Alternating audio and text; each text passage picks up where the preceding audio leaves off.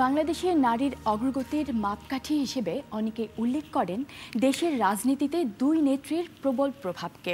সামাজিক ক্ষেত্রে অনেক অর্জনের বিপরীতে এদেশের অনেক নারী এখনও ঘরের বাইরে বের হতে ভয় পান নিরাপত্তার অভাবে। কেমন আছেন বাংলাদেশের নারীরা?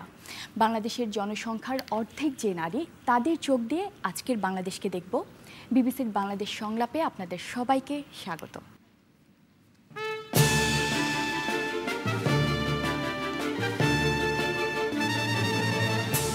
আজকের প্যানেলে আছেন কৃষিমন্ত্রী ও আওয়ামী লীগের প্রেসিডিয়াম সদস্য মতিয়া চৌধুরী, বিএনপির ভাইস চেয়ারম্যান ও সাবেক প্রতিমন্ত্রী সেলিমা রহমান, বাংলাদেশ সুপ্রিম কোর্টের আইনজীবী ফাতেমা আনোয়ার এবং সংস্কৃতি কর্মী ও অ্যাক্টিভিস্ট রোকেয়া প্রাচী।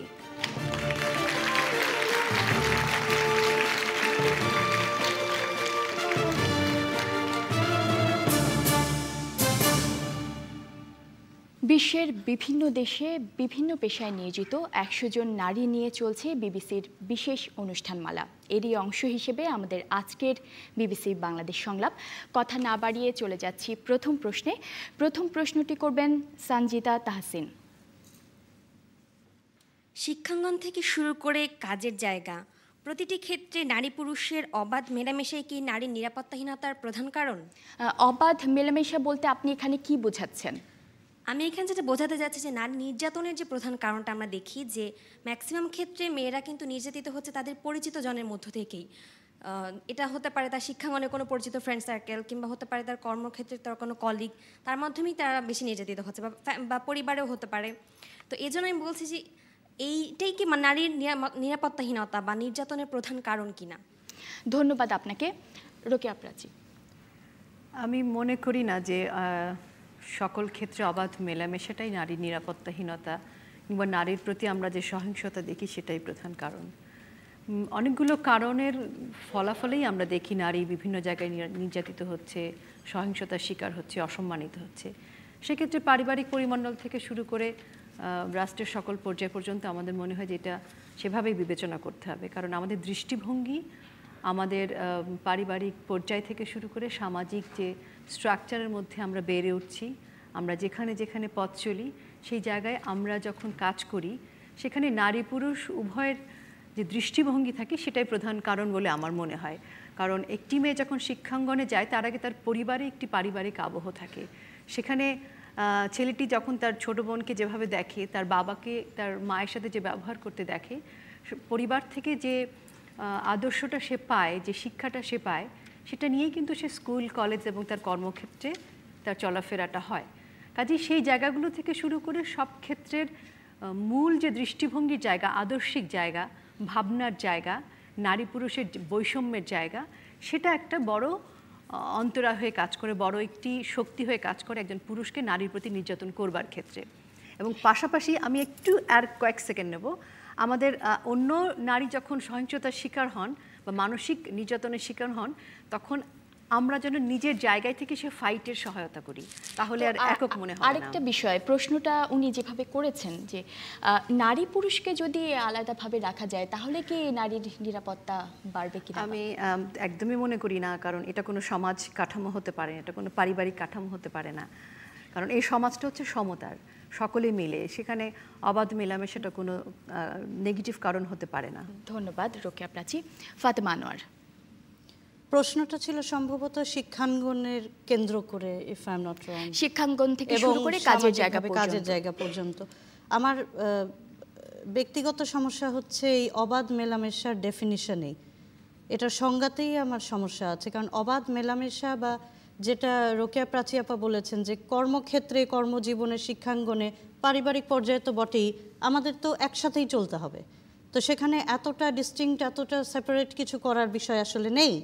তবে মেলামেশার ক্ষেত্রে আমার মনে হয় যেটা রোকেয়া প্রাচী আপা কাভার করেছেন, যে পুরুষরা যেভাবে বা ছেলেরা যেভাবে বড় হচ্ছে, যাদের পার্সোনাল ব্যাকগ্রাউন্ড, ফ্যামিলি ব্যাকগ্রাউন্ড, তাদের মাইন্ডসেট, সমস্ত কিছুর সাথে আমাদের ক্ষেত্রেও আমরা কিন্তু নিজেরা নিজেদের সম্মানটাকে বজায় রেখে, নিজেরা নিজেদের হুদুদের মধ্যে থেকে নিজেরা আমরা কিন্তু কর্মক্ষেত্রে পুরুষের সাথেই কাজ করতে পারছি নির্যাতন ছাড়া, যদি কিনা আমরা জানি মেলামেশার এক্সটেন্টটা কতটুকু হবে এবং আমার সম্মানের জায়গাটা আমি কোথায় ধরে মেলামেশার রাখবো। এক্সটেন্টটা কতটুকু হবে সেটা আপনি এটা তো কিভাবে বোঝাতে কর্মক্ষেত্রের চাচ্ছেন? উপর ডিপেন্ড করবে। If you are a professional you act professionally, if you are a student you act in such a way. নিজের আত্মসম্মান বোধটা যদি আমাদের থাকে তাহলে তো আমার মনে হয় না যে খুব একটা ফ্রেন্ড সার্কেলে ছেলে থাকুক বা মেয়ে থাকুক সে তো ফ্রেন্ড, সমস্যা হওয়ার তো কথা না। আমরা এখন দর্শকদের কাছ থেকে মন্তব্য নেব। এই দর্শকদের কে বলতে চান এ বিষয়ে একটু হাত যদি তোলেন। শেষের সারিতে এখানে রোকেয়া প্রাচী আপা এবং যিনি আইনজীবী আছেন ফাতেমা আনোয়ার আপাকে আমার প্রশ্ন, বিষয়টা ওই জায়গাটাতে যে অবাধ মেলামেশা, আমি আমার বন্ধুর সাথে রাস্তা দিয়ে হাঁটছি, সেটা কি আমার অবাধ মেলামেশার মধ্যে পড়ছে, নাকি আমি ওয়ার্কিং এরিয়াতে বা আমি একজন স্টুডেন্ট সেইখানে আমি আমার স্টাডি সার্কেল গড়ে তুলছি বা আমার কাজের পরিবেশের ক্ষেত্রে আমি আমার পুরুষ কলিগের সাথে মিশছি, সেটা আমার অবাধ মেলামেশার মধ্যে যাবে? মানে এই বিষয়টা আমি ক্লিয়ার করতে চাচ্ছি যে অবাধ মেলামেশার বিষয়টাকে আমরা কোন কোন দৃষ্টিকোণ থেকে কিভাবে এটাকে দেখছি। এই প্রশ্নে যাব, আপনার নিজের কোনো মন্তব্য আছে কিনা এই বিষয়ে? এ বিষয়ে আমার যেটা মন্তব্য যে এখানে আমার আত্মসম্মান বোধ, আমার নিরাপত্তাহীনতা আছে কি না, কিংবা আমি সেখানে কতটুকু আমার উদ্দেশ্যটাকে আমি এগিয়ে নিয়ে যেতে পারবো, সেই জায়গাটাতে আমার নিজেকে ঠিক করে নিতে হবে। এই বিষয়ে আরেকজন মন্তব্য করবেন, হাত তুলেছিলেন এই সারিতে শেষের দিক থেকে। জি, আপনি বলুন।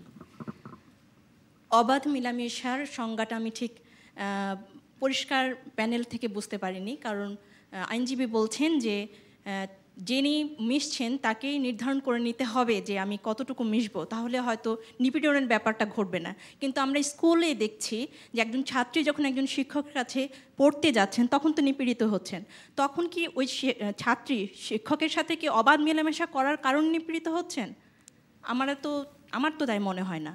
তাহলে এক্ষেত্রে উত্তরণের উপায় কি?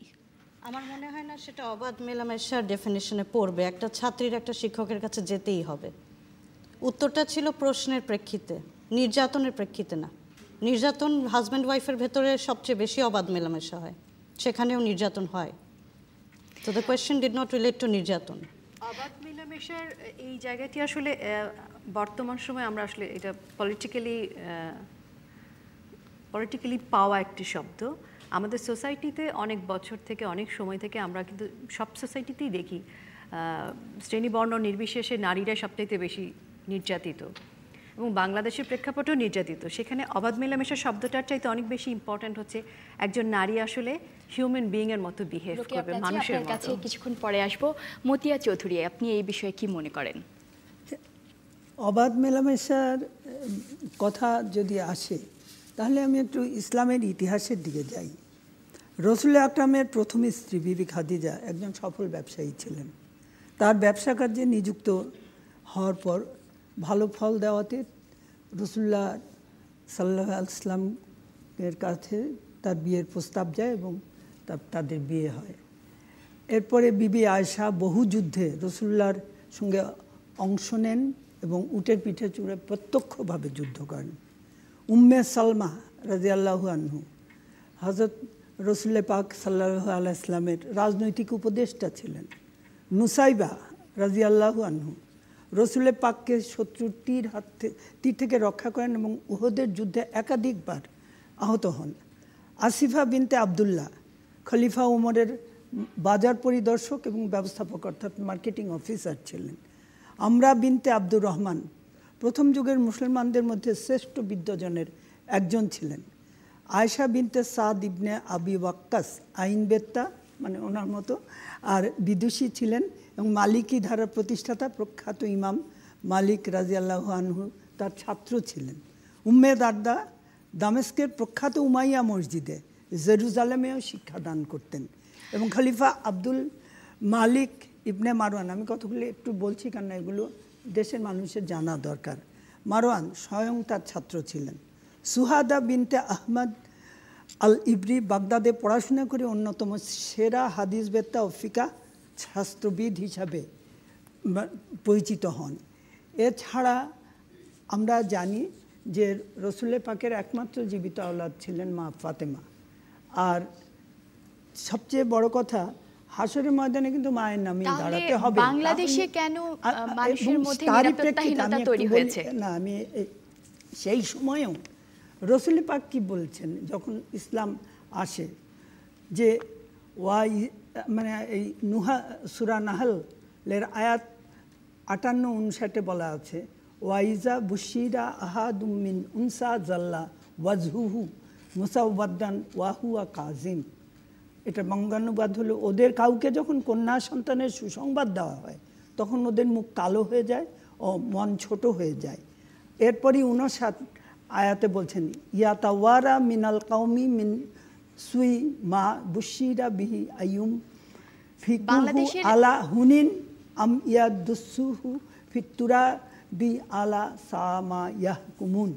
বঙ্গানুবাদ, আর যে এইটারই বঙ্গানুবাদ, মানে তখনকার সমস্যাটা আমি তুলে ধরছি, যে আর যে খবর পায়, মানে যে পিতা, সে তার লজ্জায় সে নিজেকে সম্প্রদায় থেকে নিজেকে লুকিয়ে রাখে, ভাবে অপমান সহ্য করে সে ওকে রাখবে, অর্থাৎ কন্যা সন্তানকে রাখবে না মাটিতে পুঁতে ফেলবে। এবং একই সঙ্গে তিনি বলছেন, কি খারাপ সিদ্ধান্ত ওদের। বাংলাদেশের পরিস্থিতি তাহলে এখন কিভাবে ব্যাখ্যা করবেন? না, এই সমস্যাকে মোকাবেলা করে রসুল পাক যদি সেই এগিয়ে গিয়ে থাকেন, আমরা আমাদের এই মুসলিম প্রধান দেশে আমরা এটাকে সেই মানে ভেদ করেই আমাদেরকে এগোতে হবে, আমাদেরকে এটা জয় করতে হবে, আমাদের এই জায়গাটা অর্জন করতে আমরা পেরেছি। আমি যেটা এখন চলে আসি, যে আমাদের সাধারণ মানুষের কাছে আপনি ছেড়ে দেন, তাহলে দেখবেন যে তাদের মন কিন্তু এত ছোট না। আমি 1964 সালের কথা বলবো, যখন ফাতেমা জিন্নাহ প্রেসিডেন্সিয়াল ক্যান্ডিডেট হলেন, আইয়ুব খানের মতো দুর্দণ্ড প্রতাপশালী রাষ্ট্র মানে প্রেসিডেন্ট, ফাতেমা জিন্নাহ কিন্তু তখন, এখনকার বাংলাদেশ তখনকার ইস্ট পাকিস্তান, সেখানে কিন্তু প্রপোর্শনেটলি পাকিস্তানের চেয়ে, বর্তমানে যেটা পাকিস্তান তখন ওয়েস্ট পাকিস্তান, তার চেয়ে বেশি ভোট পেয়েছিলেন। তাহলে আমাদের দেশের সাধারণ মানুষ কিন্তু সবসময়ই এই মহিলাদের বিভিন্ন ক্ষেত্রে বিচরণের প্রশ্নে উদারমনা, আর এটাকে কেউ অন্যান্য নানান ব্যাখ্যা দিয়ে এটাকে তাদেরকে আটকে রাখতে চায়, কিন্তু ইসলামও বলে না, আমাদের দেশের সাধারণ মানুষের কমন সেন্সও বলে না, এবং এগুলোকে কেউ কেউ সুবিধার্থে ব্যবহার করে, এটাই হলো আমাদের সমস্যা। ধন্যবাদ মতিয়া চৌধুরী, আপনার কাছে আবার আসবো। সেলিমা রহমান। আমি বলতে চাই যে সমাজ পরিবর্তনের সাথে সাথে অবাধ মেলামেশার সংজ্ঞাটা পরিবর্তন হয়েছে অনেক। কারণ হযরত মুহাম্মদ সাল্লাল্লাহু আলাইহি ওয়াসাল্লাম আমাদের সেই সময় যখন অন্ধকার যুগ ছিল, তখন তিনি যে অন্ধকার যুগটাকে ভেদ করেছেন, সেই সময় তিনি নারীদেরকে সবচেয়ে প্রথম সম্মানটা তিনি দিয়েছেন। কিন্তু সেই সম্মানটা কিন্তু যতই আমরা যতই আমাদের উন্নয়নের দিকে যুগ গিয়েছে, ততই কিন্তু আমরা সেই সংজ্ঞাটাকে আস্তে আস্তে কিন্তু আমরা নারীর প্রতি যে সম্মান, সেটাকে আমরা ক্রমশ হারিয়ে ফেলছি। এখানে কিন্তু আমি অনেকটা একমত হতে পারি প্রাচীর সাথে এইভাবে, যে আসলে আমাদের যে শিক্ষাটা আমরা প্রথম পরিবার থেকে পাই, সেই শিক্ষা থেকে আমাদেরকে ছেলে এবং মেয়েকে উভয়কে বুঝাতে হবে যে তোমার যে বোন অথবা যে কোনো মেয়েকে তোমাকে সমানভাবে সমান দৃষ্টিতে দেখতে হবে। আমাদের প্রত্যেকে নিজের সম্মান, আত্মসম্মান, যেটা উনি বলেছেন, বজায় রাখতে হবে, নিজে কতটুকু আমি এগোতে পারি, সেই এগোতে পারাটা ব্যাপার থেকে আমাদের আসবে। কিন্তু সেটা যেমন একদিকে আমাদের নিজের উপর নির্ভর করবে, আরেক দিকে যে পুরুষ সমাজ, আমাদের পাশাপাশি যে সমাজটা আছে, আর একটা শক্তি, যেখানে দুই শক্তি মিলে একটা দেশ যখন গড়ে ওঠে, সেই শক্তিকেও সমান দৃষ্টিভঙ্গি দিয়ে নারীকে মূল্যায়ন করতে হবে মানুষ হিসাবে।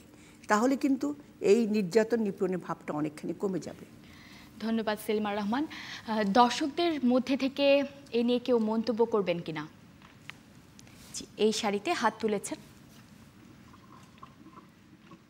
নারী পুরুষের অবাধ মেলামেশা সমাজে এ ধরনের নারী নির্যাতনের কারণ, এটা অত্যন্ত একটা সংকীর্ণ একটা মনোভাব বলে আমরা মনে করি, এবং নারীকে চার দেয়ালের মধ্যে বন্দি করার একটা অপকৌশল বলে আমরা মনে করি এটা। কাজে এ ধরনের অবাধ নারী পুরুষের অবাধ মেলামেশা, এটা এই ধরনের মানসিকতা যত দূর হবে, তত নারীর স্বাধীনতা, নারীর প্রগতি সব কিছু সামনের দিকে অগ্রসর হওয়ার সুযোগ পাবে। এই ধরনের মানসিকতার থেকে আমাদের দূরে থাকাই শ্রেয় বলে মনে করি। ধন্যবাদ আপনাকে। আর কেউ মন্তব্য করবেন? বাদিকে প্রথম সারিতে। আসলে নারীকে অসহায় জীব মনে করা হয় না, মনে করা হয় যে নারীর উপরে যদি এই ধরনের নির্যাতন করা হয় নারী তো চুপ করেই থাকে, সে তো কিছুই বলে না, নীরবে মেনে নেয়। কিন্তু বর্তমানে আসলে সময় এসেছে, নারীরা মুখ খুলছে, নারীরা লজ্জা পেয়ে লুকিয়ে রাখছে না। এগুলো নিয়ে মানববন্ধন হচ্ছে, আলোচনা হচ্ছে, সমাবেশ হচ্ছে, এবং আমার মনে হচ্ছে এগুলো আস্তে আস্তে আরও কমে আসবে। ধন্যবাদ আপনাকে। যদি এ বিষয়ে আপনারা কেউ কোনো মন্তব্য করতে চান তাহলে বিবিসি বাংলার ওয়েবসাইটে আপনাদের মন্তব্য করতে পারেন। আমাদের ওয়েবসাইটের ঠিকানা www.bbcbangla.com। এছাড়াও যারা ফেসবুকে আছেন তারা আমাদের ফেসবুকের সামাজিক পাতায় বিবিসি বাংলার সামাজিক ফোরামে আপনাদের মতামত জানাতে পারেন। এবারে ছোট্ট একটি বিরতি নিচ্ছি, ফিরছি কিছুক্ষণ পরেই।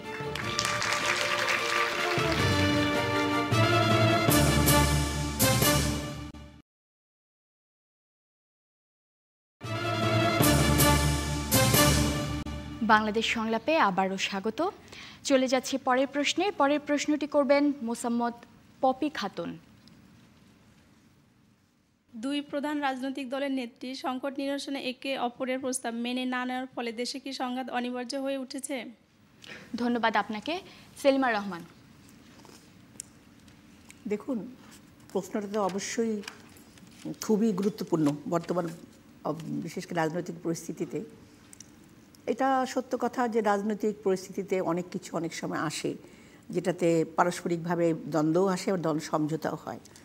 যদি এটা সমঝোতা না হয় তাহলে অবশ্যই সংঘাত হতে পারে, সেটাও যেমন সত্য, তেমনি সমঝোতা যে হবে না এটাও কিন্তু বলা যায় না। কারণ রাজনীতিতে একটা কথা আছে যে রাজনীতিতে শেষ কথা বলে কিছু নেই। কাজেই এটাকে এই মুহূর্তে আমরা কেউই কিন্তু সংঘাতের দিকে যেতে চাচ্ছি না। কিন্তু বর্তমানে এমন একটা পরিস্থিতি এসে গেছে যে পরিস্থিতিতে আজকে আমাদেরও যেমন পিছন ফিরে তাকাবার সময় মানে কী বল দেওয়ালে পিঠ থেকে গেছে, ঠিক সেই একই অবস্থায় সরকার দল অনেকখানি সামনে এগিয়ে গেছেন। এখন সম্পূর্ণ নির্ভর করবে, এই সংঘাত সৃষ্টি হবে না যদি না সরকার এই ইচ্ছা শান্তি চায়, দেশের ভালো চান, সরকার যদি এগিয়ে আসেন, এটা সম্পূর্ণ সরকারের ইচ্ছের উপর এটা কিন্তু বিবেচনাধীন বর্তমান সরকার কি সংঘাত চায় বলে আপনার মনে হয়? না, সেটা আমি বলছি না। আমি বলছি যে বর্তমান যে অবস্থা এটা নির্ভর করছে কিন্তু সরকারের উপর। সরকার কি মানে গ্রহণ করবে সিদ্ধান্ত সেটা নির্ভর করছে তাদের উপরে। কারণ আমরা যেটা চাচ্ছি এটা অনেক দিন আগে থেকেই জানেন যে নির্দলীয় নিরপেক্ষ সরকার যেটা আমাদের আগে ছিল। আমরা আজকে যে নির্বাচনগুলো অনেক সময় বলে থাকে উপনির্বাচন, তারপরে এই যে সিটি নির্বাচনের কথা বলে থাকে, উপনির্বাচনে তো আমরা শেষে দিয়ে কোনো অংশগ্রহণ করিনি। আর সিটি নির্বাচনে এক একটা জায়গায় একটা মানে স্থানীয় নির্বাচন সম্পূর্ণ অন্য নির্বাচন, এখানে সবারই দৃষ্টি থেকে একটা দিকে। কিন্তু যখন জাতীয় নির্বাচন সেটা সারা বাংলাদেশে একসাথে হয় তখন কিন্তু সেখানে ঠিক সেইভাবে আমরা যদি নিরপেক্ষতা যদি না থাকে, মানে যে আপনার যদি ফিল্ডটা যদি আপনার সমান না হয়, দুই পক্ষে সমান বিবেচনা না পায়, সদয় সুবিবেচনা না পায়, তাহলে কিন্তু আমরা সেখানে লড়াই করতে পারবো না। সেই জন্যে আমাদের বর্তমান যে লেভেল প্লেইং যে ফিল্ড বলছে সেটার জন্য আমরা এখন ফাইট করছি। ধন্যবাদ আপনাকে। মতিয়া চৌধুরী, সেলিমা রহমান যেমন বলছেন যে সংঘাত এড়াতে এখন দায়িত্ব সব আপনাদের, কি বলবেন? প্রথম কথা, ওনার একটু তথ্যগত ভুল আছে। সেটা হলো ওনারা উপনির্বাচনে অংশগ্রহণ করেছেন সেটা হবিগঞ্জে, এবং সেখানে ওনারা জিতেছেন। যে সিট জিয়াউর রহমান বেঁচে থাকতে আমরা পেয়েছিলাম 79 সালে, ফরিদ গাজী সাহেবের সিট, উনি মারা যাওয়ার পরে ওনারা উপনির্বাচনে অংশ নেন এবং ওনাদের ক্যান্ডিডেট যেতে মাত্র 1200 ভোটের ব্যবধানে। কাজেই সেখানে কিন্তু প্রমাণ হয়েছে যে অবাধ নিরপেক্ষ নির্বাচন না হলে 1200 ভোট কোনো ব্যাপার না। আর দ্বিতীয়ত সিটি কর্পোরেশন নির্বাচনেও যেমন কুমিল্লা ওনারা বললেন যে এখানে হবে না, এমনকি তারা তাদের ক্যান্ডিডেটকে বহিষ্কার করলেন, আবার গ্রহণও করলেন। কাজেই যে কথাটা বলা হচ্ছে যে অবাধ নিরপেক্ষ নির্বাচন হবে না, সেটা কিন্তু এখন পর্যন্ত কি স্থানীয় সরকার নির্বাচন কি সংসদ সদস্য নির্বাচনে এটি প্রমাণ হয়নি। আর দ্বিতীয়ত যেটা একটা হলো সুপ্রিম কোর্ট কর্তৃক নির্ধারিত এবং তৎপরবর্তীকালে 15 মাস ধরে আলোচনার মাধ্যমে যে সংসদে স্থিরীকৃত যে সংবিধান সেটাকে মানার মানসিকতা থাকলেই আজকে সংঘাত এড়ানো সম্ভব। এবং সংঘাত মানে এটা একটা আবহ কিছুটা তৈরিও, এবং এটাকে হলে অনেকের লাভ হয়, এটাও ফ্যাক্ট। এই দুটো মিলেই যা আমরা কাউকে যদি লাভবান হতে দিতে না চাই এবং গণতন্ত্র চাই, তাহলে সংঘাত হওয়ার কোনোই কারণ নেই। আমরা আসবো আপনার কাছে। দর্শকদের একজন হাত তুলে আছেন, সেই তখন থেকে আমরা ওনার কাছে যাব। ধন্যবাদ আমাকে ফ্লোর দেওয়ার জন্য। আমাদের যে আলোচনার পথ খোলা আছে, এটা আমি প্রথম বলবো। আলোচনার রাজনীতির শেষ কথা বলে কিছু নেই, যেটা বক্তারা বলে গেছেন, আমিও সেই কথাই একত্র ঘোষণা করছি। এবং সাথে সাথে বলছি যে আমাদের দুই নেত্রী, মাননীয় দুই নেত্রী সহনশীল মনোভাব নিয়ে এগিয়ে বসুন এবং আলোচনা করুন। এবং আমরা আগামী দিনটা সরকার ব্যবস্থার জন্য বিরোধী দলের নেত্রী এবং সরকারি দলের দুজন নেত্রীকে দেখতে চাই, এবং বিশ্বের বুকে বাংলাদেশ নারী নেতৃত্ব দৃষ্টান্ত হিসাবে স্বাক্ষর রাখুক। এটা আমাদের নারী সমাজের একান্ত মানে চাওয়া, বড় মাপের চাওয়া আমাদের এখানে, যে আমরা নারী সমাজকে দেখতে চাই বাংলাদেশ দৃষ্টান্ত বজায় রাখুক। ধন্যবাদ আপনাকে। আর কেউ এ বিষয়ে মন্তব্য করতে চাচ্ছেন? একদম শেষের সারিতে আছেন উনি। আমরা আসলে সবসময় শুনতেছি সমঝোতা শব্দটা। এখন মাননীয় প্রধানমন্ত্রী উনি একটা ফর্মুলা দিয়ে বলতেছেন যে ওই ফর্মুলাতে এসে আলোচনা করতে, এবং মাননীয় বিরোধী দলীয় নেত্রী একটা ফর্মুলা দিয়ে বলতেছেন যে ওই আলোচনায় এসে বলতে। আসলে আমরা সাধারণ জনগণ, আমরা ধরেই নিতে পারি যে বল বলা হয় সরকারি কোর্টে বিরোধী কোর্টে, তার মানে আমরা সাধারণ জনগণ হচ্ছি বল। তা আসলে এই সমঝোতাটা আসলে কি বলতে ওনারা কি বুঝাচ্ছেন আমরা ক্লিয়ার না, কারণ দুইজনেরই নিজস্ব ফর্মুলা আছে এবং সেই ফর্মুলা অ্যাকসেপ্ট করলেই সংঘাত হবে না। তাহলে আসলে সমঝোতা শব্দটার মানে কি? আপনার প্রশ্নটি নিয়ে আমরা আসবো প্যানেলে। তার আগে সেই তখন থেকে প্রথম সারিতে একজন হাত তুলে আছেন, আমরা ওনার বক্তব্য নেব। ধন্যবাদ মাননীয় মন্ত্রী এবং আমাদের শ্রদ্ধেয় বিরোধী দলীয় নেত্রী আপা যে বললেন আমরা সমঝোতাই আমরা আশা করি। কিন্তু আমার একটি মতামত যে আমরা যদি গত পরশু দিনের মাননীয় বিরোধী দলীয় নেত্রীর ভাষণ শুনে থাকি, এবং সেখানে আমরা দেখেছি যে বর্তমান যুদ্ধাপরাধীদের যে দল, সেই দলটা সেখানে চারিদিকে বেষ্টনী করেছিল। তো এখন আমার মতামত হচ্ছে যে আমরা যদি আগামীতে কে সরকার গঠন করবে জানি না, এবং সেই যুদ্ধাপরাধীদের সাথে হেফাজতে ইসলাম যোগ হয়েছেন।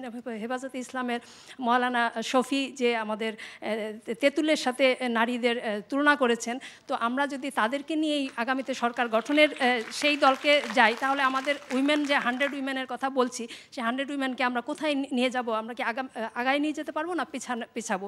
আমার মতামত সেখানে। ধন্যবাদ আপনাকে।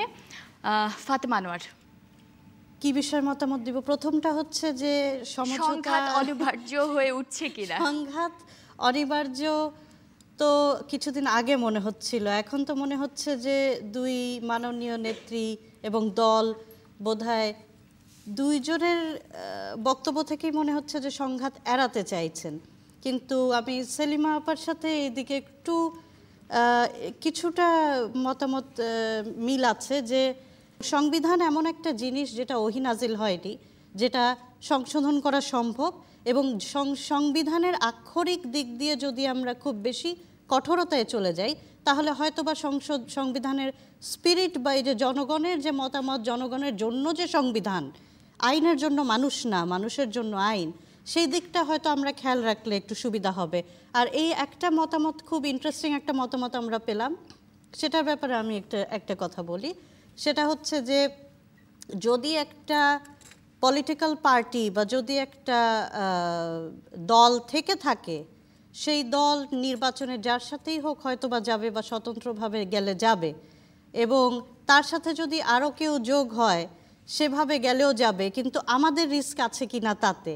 তো এখানে মতিয়াপার সাথে আসলে আমি খুব খুশি হয়েছি ওনার প্রথম পর্যায়ের বক্তব্যে, যে আমার মনে হয় ওনার কথা থেকে আমি খুব ইন্সপিরেশন পেলাম, যে ওনারও যেটা উপলব্ধি, আমাদেরও বোধহয় যেটা উপলব্ধি হওয়া উচিত, যে এর আগের কোটেশনগুলো থেকে আমরা সত্যিকার অর্থে বলি যে আমরা মেজরিটি মুসলমান, কিন্তু আমরা প্রকৃতপক্ষে মুসলমান হতে পারিনি এখনো। তো ওই হিসাবে আমার মনে হয় যে উনি যেহেতু বলেছেন রাসূল সাল্লাল্লাহু আলাইহি ওয়াসাল্লামের যেহেতু এই অন্ধকার ভেদ করা সম্ভব হয়েছিল, এবং ওনার মতো করেই আমরা হয়তো ভেদ করতে পারবো, তাহলে আমার মনে হয় না যে হাতে গোনা কয়েকজন বা কোনো ব্যক্তির বা কোনো একটা এক্সাম্পল রাইট ও রং সেটাই পরে আসছি, সায়েন্টিফিক ওর আনসায়েন্টিফিক সেটা তুললাম না, কিন্তু আমার মনে হয় না কোনো ব্যক্তি মন্তব্যে আমাদের ঘাবড়াবার কিছু আছে। ধন্যবাদ আপনাকে। রোকেয়া প্রাচী, সংঘাত অনিবার্য কিনা মনে করছেন কিনা? অনেকগুলো প্রসঙ্গে উঠে এসেছে, সংঘাত অনিবার্য কিনা, নির্দলীয় নিরপেক্ষ সরকার, নির্বাচন, দায়িত্ব সরকারের সব কিছু। আমার একটা মানে নিজস্ব মতামত হচ্ছে যে আমরা আসলে জনগণ যখন বলি যে আমরা জনগণ, তাহলে আমাদের পক্ষটা কি? আমাদের পক্ষ হচ্ছে আমরা বাংলাদেশের নাগরিক, এবং ডেফিনেটলি আমাদের বাংলাদেশটা আমরা যেন তেনভাবে পাইনি, আমাদের 30 লক্ষ শহীদের রক্তের বিনিময়ে আমরা এই বাংলাদেশ পেয়েছি। তা আমরা 5 বছর পর পর ভোট দিয়ে যাদেরকে নির্বাচন করি, অর্থাৎ আমাদের এই ভোটটার একটা মূল্য আছে। আমরা যাদেরকে নির্বাচন করে পার্লামেন্টে পাঠাই, তাদেরকে একটা দায়িত্ব দিয়ে পাঠাই। তা আমরা যদি 5 বছরের জন্য দেশ শাসন করার জন্য কাউকে নির্বাচন করার অধিকার রাখি, ক্ষমতা রাখি, তাহলে মাঝখানে একটা ইলেকশন করবার ক্ষমতা আমরা কেন দিতে পারি না? এই যে আস্থাহীনতা তৈরি হয়, এটা আসলে কেন আমরা এই অনিশ্চয়তার ভেতরে থাকবো কেন? নির্বাচনটাই তো মুখ্য নয়, মুখ্য হচ্ছে বাংলাদেশের উন্নয়ন, বাংলাদেশকে এগিয়ে নিয়ে যাওয়ার প্রশ্ন। যদি সবাই বাংলাদেশকে ভালোবাসে তাহলে আসলে এই সংঘাত আসবে না। কিন্তু সংঘাত নিয়ে আশঙ্কা আছে কিনা? সংঘাত নিয়ে আশঙ্কা আমাদের প্রত্যেক 5 বছর পর পর এই সংঘাতের মুখোমুখি আমরা দাঁড়াই, আমরা অনেক রকম পরিস্থিতির গিনিপিগ হয়ে যাই। কিন্তু আমরা জনগণ মনে করছি যে জনগণ বাংলাদেশের সার্বভৌমত্ব রক্ষার জন্য সচেষ্ট, আমরা মনে করি, এবং যুদ্ধাপরাধের বিচারের প্রশ্নটা এই বাংলাদেশের সাথে সম্পৃক্ত, এটাকে ভুলে গেলে চলবে না, এটাকে আলাদা করা যাবে না। সেক্ষেত্রে আমরা মনে করি যে এই সংঘাত এড়ানোর দায়িত্ব আমাদেরও। আমরা মনে করি সংঘাত এড়ানো সম্ভব।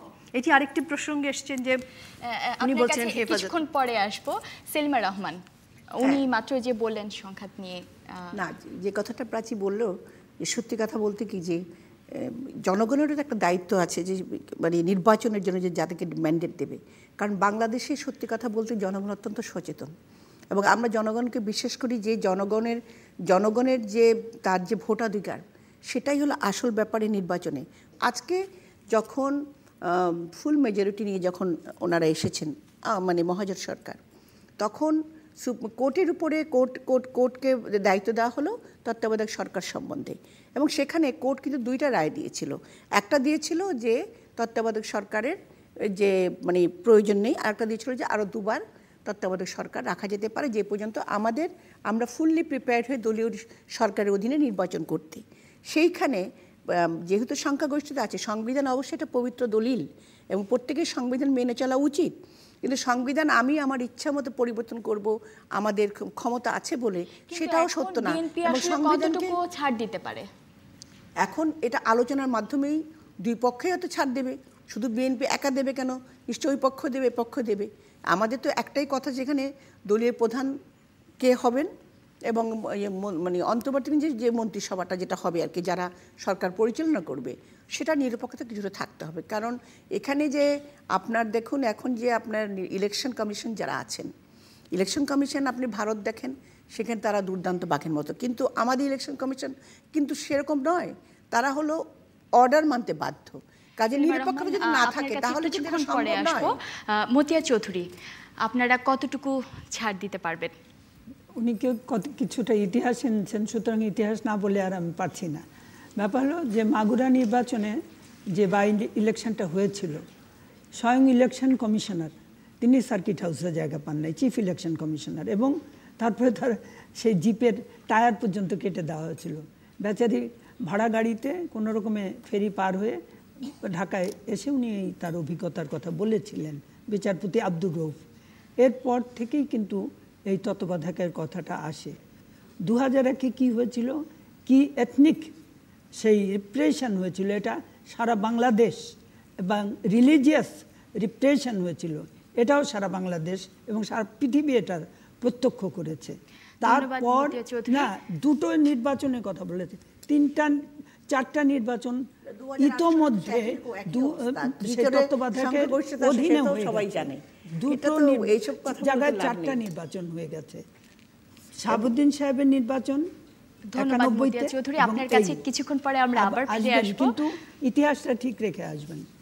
না, ওটা তো ধরেন 1-2 ইতিহাস, যেমন আপনাদেরও অনেক ইতিহাস আছে, এটা এরকম 1-2 ঘটনা অনেক জায়গায় ঘটেছে, সেটা তো আমি দেখতে সেই থেকে পাচ্ছি যে তত্ত্বাবধায়ক সরকার নিশ্চিত আমি স্বীকার করি আপনারা সেলিমা করেছেন রহমান কিছুক্ষণ পরে এই কিন্তু বিষয়ে তারপরে এই তত্ত্বাবধায়ক সরকার এখন পরিবর্তন আপনারা তখন যখন লগি বটেনে যে মাতামাতি হলো মানুষ মারা হলো এখন সেখান থেকে আমরা শুনবো সেলিমা রহমান কিছুক্ষণ পর আসবো। আমি দেখতে পাচ্ছি দর্শকের সারিতে অনেকেই হাত তুলেছেন, আমি একটু দর্শকদের মতামত নিয়ে আসবো আপনাদের কাছে। প্রথম সারিতে দুজন হাত তুলেছেন, আমি দুজনের মন্তব্যই নিতে চাই বা তাদের যদি কোনো প্রশ্ন থাকে। প্রথম সারিতে জি, আপনি গোলাপি পোশাক পরা। জনগণ নিয়ে এতক্ষণ অনেক কথা হচ্ছিল, তা আমার কোশ্চেন হচ্ছে যে মানে জনগণের দিকে তাকিয়ে কি দুই নেত্রীকে বা দুই দলকে এখনই সমঝোতায় আসা উচিত কিনা? এখনো কি সময় হয়নি সমঝোতায় আসার? আপনি শাড়ি পরা, আপনি হাত তুলেছিলেন। আমি ব্যক্তিগতভাবে যেটা মনে করি যে একটা গণতান্ত্রিক দেশে সরকারও যেমন গুরুত্বপূর্ণ, বিরোধী দলও সেরকম গুরুত্বপূর্ণ। এবং যখন আমাদের সামনে ইলেকশন আসবে তার অনেক আগের থেকেই আমাদের দুই নেত্রীকেই আসলে ব্যাপারটাতে চিন্তা করা দরকার ছিল। আমরা কেন 11th আওয়ারে এসে কথা ভাবছি, এবং যখন সংলাপ নিয়ে আমাদের ভিতরে মতদ্বৈততা আছে, সংঘাত না সংলাপ, এই সময়টাতে কিন্তু একটা তৃতীয় শক্তি মাথাচাড়া দিয়ে উঠেছে, যেটার কারণে স্বাধীনতা উত্তর বাংলাদেশের যে 40 বা 42 বছরে যে উন্নয়ন হয়েছে, যে আজকে আমরা মহিলা বা শিশুদের নিয়ে যারা কাজ করি বাংলাদেশের যে উন্নয়নের কথা বলি, সেই উন্নয়নগুলোকে কিন্তু ম্লান করে দিচ্ছে এই তৃতীয় শক্তিটা। সে কারণে আমি আশা করব যে আমাদের দুই নেত্রী তাদের টলারেন্স দেখাবেন, পুরুষতান্ত্রিক কোনো চিন্তায় প্রভাবিত না হয়ে ওনারা ইগো ছেড়ে একটা পজিটিভ দৃষ্টিভঙ্গি নিয়ে এসে দেশের সমস্যা সমাধান করবেন এবং এটা প্রমাণ করবেন বিশ্বের দরবারে যে আমাদের যোগ্য নেতৃত্ব, মহিলা নেতৃত্ব বাংলাদেশে প্রতিষ্ঠিত হয়েছে। ধন্যবাদ আপনাকে। আমি দুজনের কাছ থেকেই মন্তব্য নিব। প্রথমে সেলিমা রহমানের কাছ থেকে, যে দর্শকরা কিন্তু বলছেন যে তারা সমঝোতা চাচ্ছেন। সমঝোতা তো ধরেন আমরাও চাচ্ছি, যে কারণে গত 5 বছর সত্যি কথা বলতে কি আপনারা দেখেছেন আমরা হয়তো 2-1টা হরতাল দিয়েছি, কিন্তু অনেক সময় জনগণের আমরা কিন্তু এই কথা অনেকদিন যাবৎ বলে এসেছি, নির্দল নিরপেক্ষ সরকার। কিন্তু সরকার যখন তত্ত্বাবধায়ক সরকারকে করে সংবিধান পরিবর্তন করলো, সেই সময় কিন্তু আমরা শুধু মুখে বলেছি, জনসভায় বলেছি, জনসভায় বলেছি সমঝোতা তো আমরা চেয়েছি বলেই আমরা আশা করেছি যে শুধুমাত্র ক্ষমতায় থাকার জন্য নির্বাচন নয়, নির্বাচনটা হলো সত্যিকারের গণতন্ত্র রক্ষা করার জন্য, জনগণের সরকার প্রতিষ্ঠা করার জন্য। ধন্যবাদ আপনাকে। মতিয়া চৌধুরী। না, হরতাল তো একটা সমস্যা এবং এটা কে কখন দেয় সেগুলি ইতিহাস আমি ঘাটতে চাই না। একমাত্র বলতে চাই যে এইচএসসি পরীক্ষার সময় আমাদের মাননীয় শিক্ষামন্ত্রী বারবার আকুল আবেদন করা সত্ত্বেও কিন্তু আমরা দেখেছি যে আমাদের ইন্টারমিডিয়েটের সময় হরতাল লাগাতার দেওয়া হয়েছে এবং যার জন্য এবার পার্সেন্টেজটা একটু কমেছে। ইলেকশন কমিশন সম্বন্ধে আমি এটুকু বলবো যে মাননীয় রাষ্ট্রপতি মানে যিনি মরহুম জিল্লুর রহমান সাহেব প্রথমে সবাইকে ডেকেছেন, তারপরে সার্চ কমিটি করেছেন, তার মাধ্যমে নির্বাচন হয়েছে এবং সেই নির্বাচনগুলিতে কিন্তু বিরোধী দল এসছে। কাজে নির্বাচন কমিশনকে নিয়ে এখন প্রশ্ন তোলাটা আমার মনে হয় একটু টু লেট। আর অন্যদিকে যদি যদি ইচ্ছা না থাকতো, মাননীয় প্রধানমন্ত্রী সংসদ নেতা শেখ হাসিনা তিনি ঈদের পরে যে ভাষণ দিয়েছেন জাতির উদ্দেশ্যে, সেখানে তিনি পরিষ্কার বলেছেন সেই একসঙ্গে আলাপ বা সমঝোতার কথা এবং নির্বাচন সুষ্ঠু শান্তিপূর্ণ অবাধ হবার জন্যই তিনি আহ্বান জানিয়েছেন। এবং এখনও তিনি গতকালও তিনি ওনার ইচ্ছা ব্যক্ত করেছেন। কাজে আলাপ আলোচনা চাওয়া হচ্ছে না, এটা কিন্তু শো না। এছাড়াও দুই পক্ষের মতিয়া চৌধুরী, আপনার কাছে আমরা আবার আসব। বিবিসি বাংলাদেশ সংলাপের আগামী অনুষ্ঠানগুলোতে আপনারা যারা অংশ নিতে চান তারা টেলিফোন অথবা SMS করতে পারেন 01752-777-222 এই নম্বরে, অথবা আপনারা ইমেলও করতে পারেন সংলাপ@bbc.co.uk এই ঠিকানায়। আমরা আরেকটা ছোট্ট বিরতি নিচ্ছি, ফিরব কিছুক্ষণের মধ্যেই।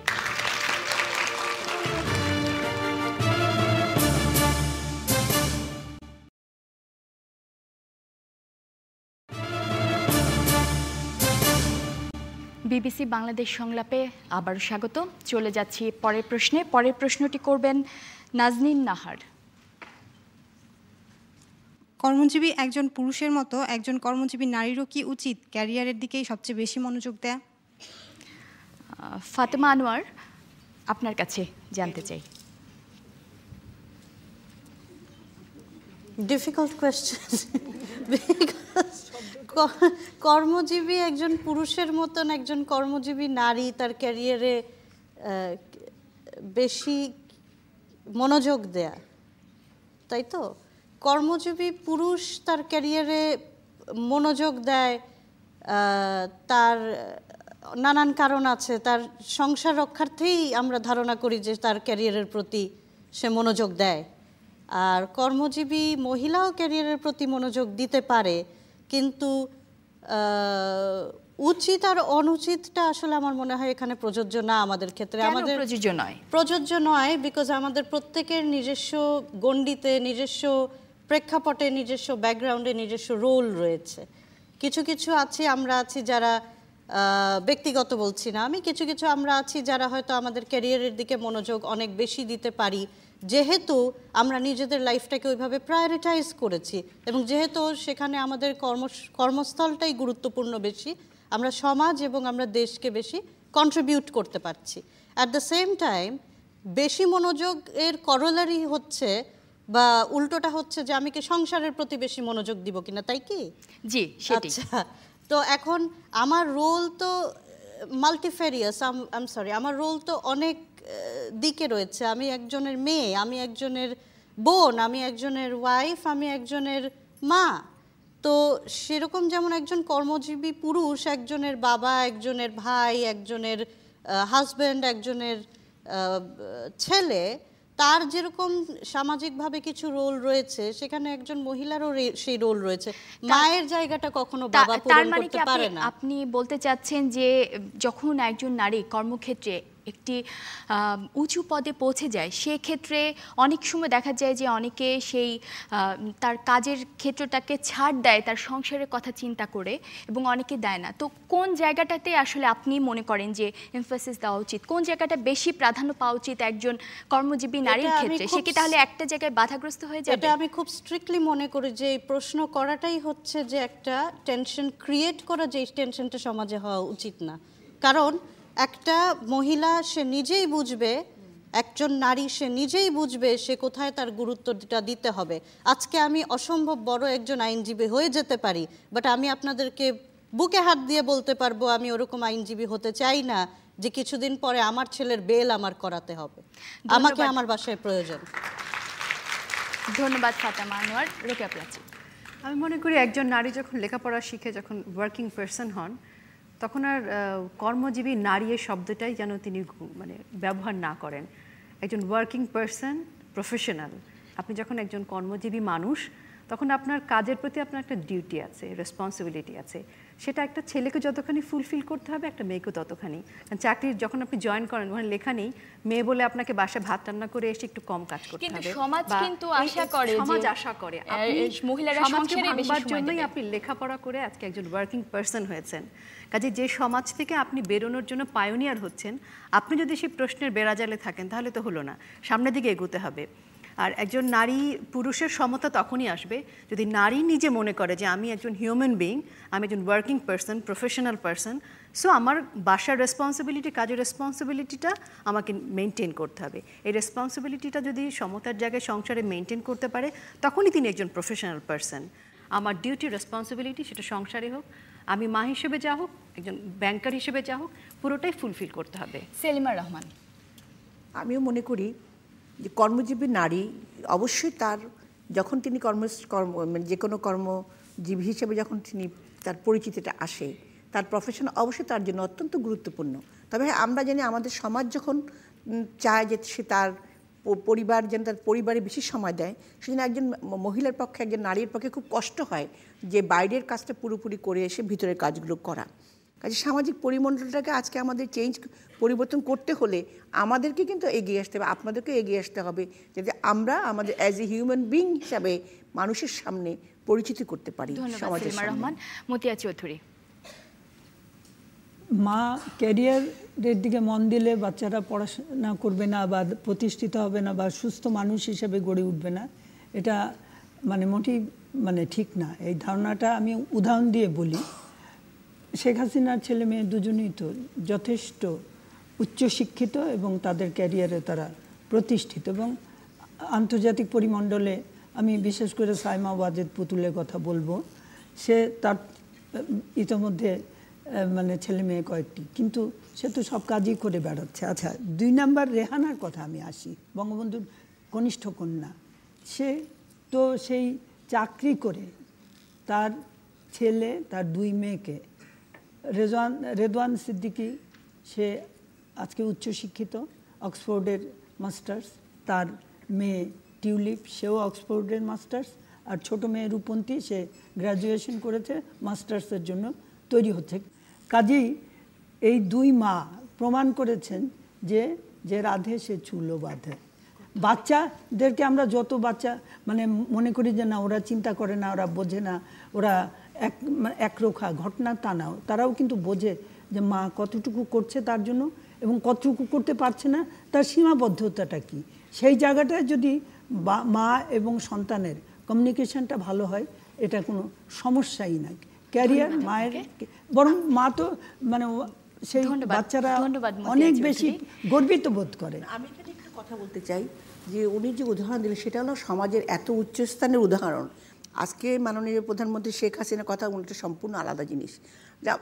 এটা যদি আমিও বলি, আমার ক্ষেত্রে বলি, কিংবা আমাদের সবার ছেলেমেয়েই উচ্চশিক্ষিত এবং তারা যথেষ্ট সাধারণ সমাজে যেখানে সমাজটা মানে ওই দৃষ্টিভঙ্গিতে দেখছে, সেখানে কিন্তু একজন মায়ের, কর্মজীবী মায়ের পক্ষে অনেকটা কষ্টই হয় তাকে তার সন্তানকে ঠিক একইভাবে লালন পালন করা। যদিও তিনি করেন, আমি জানি প্রতিটি কর্মজীবী মাই কিন্তু তার সন্তানকে ঠিক সেইভাবে চেষ্টা করেন যতটাখানি সম্ভব প্রফেশনকে গুরুত্ব দিয়ে একইভাবে সন্তানকে সমানভাবে মানুষ করতে। ধন্যবাদ সেলিমা রহমান। কিন্তু কর্মজীবী, এবং আইভি রহমান যিনি মারা গেছেন তিনিও কিন্তু তার প্রত্যেকটি ছেলে মেয়েকে অত্যন্ত ভালোভাবে মানে মানুষ করেছেন। কাজেই এটা কর্মজীবী বা উচ্চ স্তর বা নিচু স্তরের না, এটা হলো ছেলে মেয়ের চোখের শ্রদ্ধার আসনে অধিষ্ঠিত হওয়ার ব্যাপার। ধন্যবাদ। আমরা এখন দর্শকদের কাছ থেকে ভোট নেব। তার আগে কয়েকজন দেখছি আমি, বেশ কয়েকজন হাত তুলেছেন। মধ্যম সারিতে বসে আছেন যিনি, সবুজ পোশাক পরা। আমাদের প্যানেলিস্ট একজন বলেছেন যে সংসারে মা বাবার দুজনেরই আলাদা কিছু রোল থাকে। এইটা আমার মনে হয় এটা ন্যাচারাল।